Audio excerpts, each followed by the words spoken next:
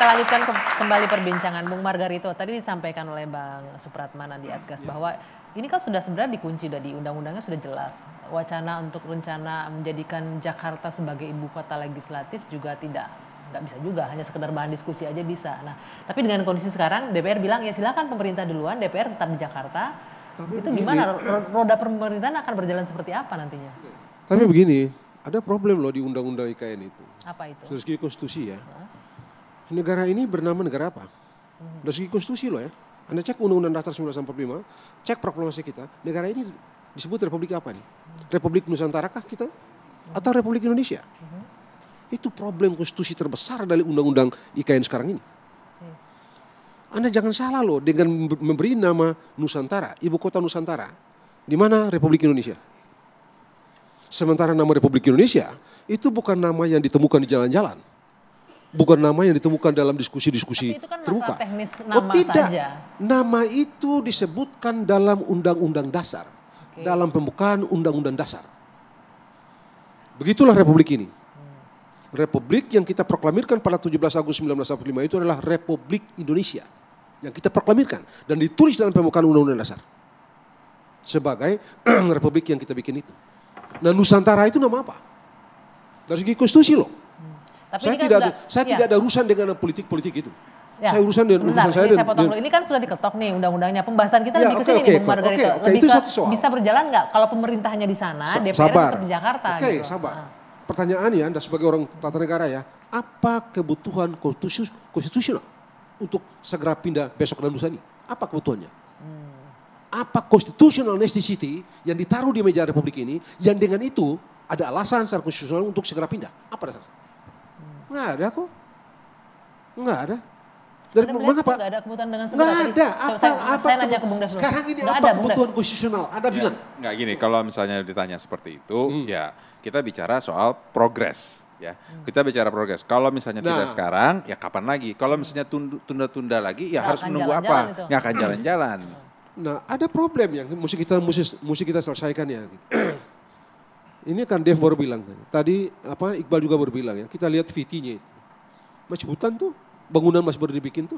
Ini dia bilang, tadi Iqbal bilang rumah DPR apa begitu ya, rumah Menteri juga belum beres, kantor belum beres. Dev yang bilang kantor DPR belum beres, rumah DPR belum beres, rumah IKN belum beres. Lalu bagaimana cara Anda menyelenggarakan pemerintahan? Bagaimana itu? Ini nggak ada basis konstitusional yang bisa kita pakai sebagai dasar hari-hari ini untuk menyegerakan perpindahan ini. Tapi masuk akal juga argumentasinya. Kalau tidak segera mulai berpindah ke sana nggak akan jalan-jalan juga nanti akhirnya. Sekarang begini, bagaimana pemerintah negara ini memberi pelayanan terhadap warga negara? Itu problemnya. Kalau presiden doang ke sana, apakah presiden dengan seluruh personilnya bisa ke sana? Tadi Dev bilang kalau nggak salah kantor menteri yang baru gedung menteri yang baru diusahakan dibangun sekarang berapa? 10 ya? Tahap pertama 10 baru 10 gitu. Terus bagaimana itu? Bagaimana kusar kacir kayak begitu itu? Ya. Nah, kan ini kan semua masih katanya-katanya. Ini kan masih pandangan-pandangan. Kita ngelihat hasil video segala macam. Nah, kan tapi kan pemerintah terus mendorong pembangunan. Gua setuju. Saat detik ini pun juga pembangunan masih terus berjalan di IKN. Beresin saja itu dengan seluruh infrastrukturnya sehingga begitu di jalan kita go sehingga pelayanan kewajiban konstitusional pemerintah untuk melayani rakyat itu tidak terganggu hanya karena kita tidak matang, kita tidak prefer betul dalam menyiapkan segala yang diperlukan untuk memenuhi perintah-perintah konstitusi itu. Ya, dan ditambah juga pelayanan-pelayanan pemerintah seperti urus perizinan segala macam sudah semakin didorong untuk digitalisasi sehingga bisa di mana saja. Jadi bisa kantor pemerintahannya di IKN, di Merauke, tapi di Papua dimanapun juga bisa. Beri garis bawah bahwa nggak ada urgensinya. Kalau pelayanan sudah digital ngapain buat istana? Rakyat susah, utang banyak. Ini namanya besar pasak daripada tiang gitu loh. Apa salahnya dengan Jakarta? Jakarta penuh dengan sejarah. Disinilah tanah perjuangan. Disinilah rakyat berjuang proklamasi dideklarasikan. Tidak ada yang salah dengan Jakartanya. Mungkin untuk menyamaratakan pembangunan di mana-mana lebih ke sana kali ya. Iya, tetapi lagi-lagi masalahnya hutang kita menggunung. Ngapain buat istana? Nah saya ke Bung Lusius. Ini pertanyaan mengenai bahwa DPR tetap nih mau bertahan di Jakarta. Pemerintah silakan ke IKN. Tapi DPR di Jakarta, kami akan mengawasi dari sini. Itu akan seperti apa efektivitas pekerjaan DPR untuk mengawasi pemerintah nantinya? Ya, mungkin sebelum ke sana saya cuma mau bilang kok telat sekali gitu muncul wacana itu gitu ya. Padahal undang-undang IKN sudah direvisi loh. Undang-undang IKN ini undang-undang yang belum dieksekusi, tapi sudah direvisi gitu. Jadi DPR ini kadang-kadang lucu sih, undang-undangnya belum sempat dijalankan gitu ya. Tiba-tiba sudah direvisi. Itu pun revisinya itu nampaknya belum cukup memadai juga gitu ya. Kita dengar tadi ada begitu banyak masalah yang nampaknya luput dari perhatian para pembuat regulasi di parlemen gitu ya. Soal kesiapan ibu kota negara, soal kapan semuanya ini harus pindah dan lain sebagainya gitu ya. Saya pikir soal keengganan DPR untuk pindah sih mungkin itu bagian dari ini aja kali ya. Kemalasan orang-orang yang sudah betah duduk di Senayan. Wah, gitu ya. Mas Iqbal ini belum duduk di Senayan. Kan kita tahu orang-orang kursi di sana itu empuk gitu. Jadi ya mungkin susah beranjak gitu ya. Insya Allah kursi di IKN pun juga lebih Iya, empuk lagi. memang. Jadi pasti kita akan semangat pindah ke sana. Itu masih mimpi tuh. Makanya saya mengatakan harusnya orang-orang yang pertama kali mengusulkan dia yang pindah duluan sebagai contoh.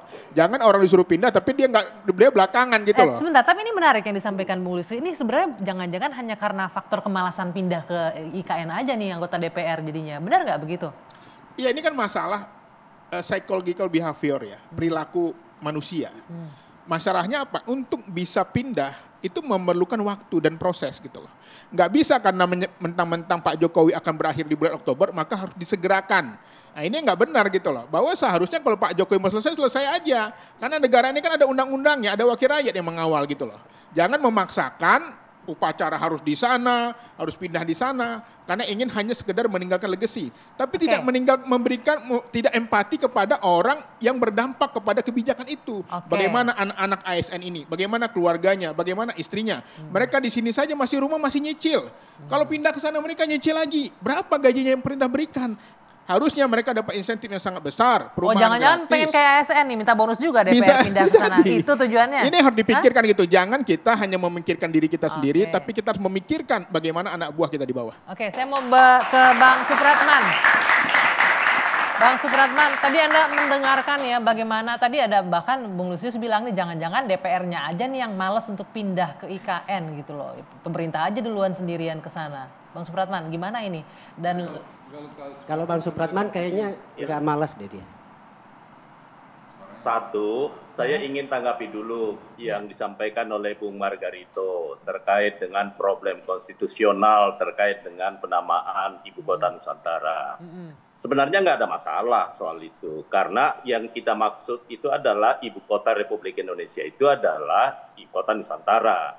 Sama halnya seperti Ibu Kota DKI, ya daerah khusus Ibu Kota Jakarta, kan gitu loh.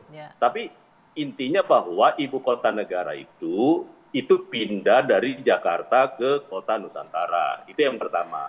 Yang kedua, terkait dengan, ini kan kita harus berpikir holistik terkait dengan pemindahan ibu kota. Ini bukan hanya sekedar berpikir jangka pendek terkait dengan hal yang disampaikan oleh Bung Iqbal, tapi pernah nggak kita berpikir tentang daya dukung DKI 5, 10 tahun, 20 tahun yang akan datang? Jangan lupa nanti di tahun 2030 atau 2045, daya dukung Jakarta itu akan dihuni oleh Jakarta dan sekitarnya itu 70 juta jiwa. Anda mau dapatkan apa dari sana? Bagaimana kemudian mengatasi semua faktor kemacetan, transportasi, dan lain-lain sebagainya dengan daya dukung yang seperti itu? Nah karena itu, kalau kita mau melihat soal pemindahan ibu kota, kita harus melihatnya secara holistik ya. Itu yang pertama. Yang kedua, sekali lagi, bahwa itu hanya adalah sebuah diskursus. Diskusi tentang kita ibu kota kita sudah putuskan bersama-sama dengan pemerintah, dengan DPR, bahwa ibu kota itu hanya satu, baik itu ibu kota pusat pemerintahan, kemudian juga legislatif maupun yudikatif, nggak ada lagi perdebatan soal itu. Yang kedua, yang ketiga itu menarik yang disampaikan oleh Bung Lusius tadi, bahwa apakah ini karena ada soal kemalasan untuk pindah dan lain-lain sebagainya, tidak ada pilihan lainnya, bahwa baik dari sisi pertimbangan sosiologis maupun pertimbangan daya dukung Pulau Jawa dan khususnya daerah Jabodetabek yang akan datang, tidak ada pilihan lainnya di samping soal aspek pemerataan pembangunan.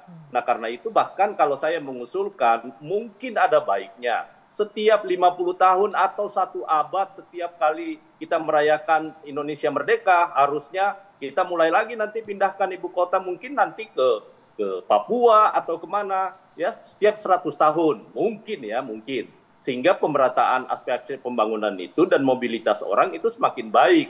Ya, karena itu sekali lagi kita tidak usah memperdebatkan soal apakah Nusantara itu menjadi suatu pilihan atau tidak. Itu sudah keputusan politik dengan mempertimbangkan berbagai aspek, baik dari sisi aspek yuridisnya maupun sosiologisnya. Demikian pula halnya dengan yang disampaikan oleh Bu Margarito tadi.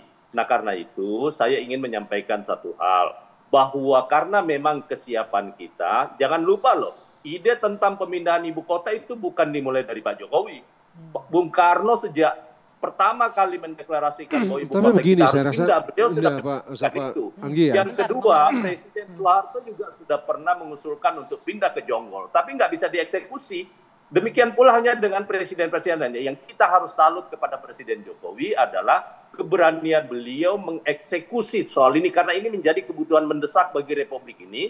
Untuk kita memang tidak ada pilihan lain. Jakarta harus kita pindahkan sebagai ibu kota. Dan karena itu memang yang terbaik buat Republik ini, sekaligus menciptakan rasa keadilan bagi seluruh wilayah untuk pengembangannya. Untuk menciptakan rasa keadilan pemerataan pembangunan. Nanti boleh tanggapannya, jeda dulu kita sejenak. Kami akan kembali usai jeda saat lagi di Dua Sisi.